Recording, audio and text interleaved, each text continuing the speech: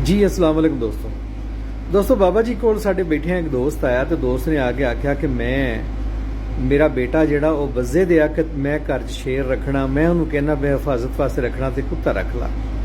तो बाबा जी ने जिहड़ा उस गल का जवाब दिता, उन्हें क्या पुत्र भी नाल सी, उन्हें क्या पुत्र घर दे विच शेर रखना तो शेर नूं दुश्मन और दोस्त दे विच तमीज़ बहुत घट होंदी है।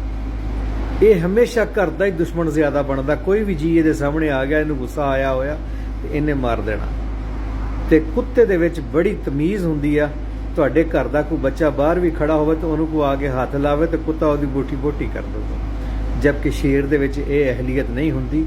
शेर घर का दुश्मन, शेर नूं शेर कहिंदे आ, लोगों ने हाईलाइट किया आ, लेकिन शेर कमीना तरीन क्या एक जानवर आ।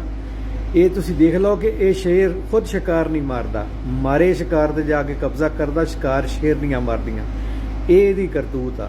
नंबर 2, जिस घर दे विच इन्हें रहना नहीं उस घर का ही नुकसान करना जदों भी करदा है। लेकिन कुत्ता ये बिल्कुल अपोजिट आ, ना तो वह एडा चंगा नहीं, लेकिन बिल्कुल अपोजिट आ, वो इन्नी हिफाजत करदा कि तुसी सोच नहीं सकते।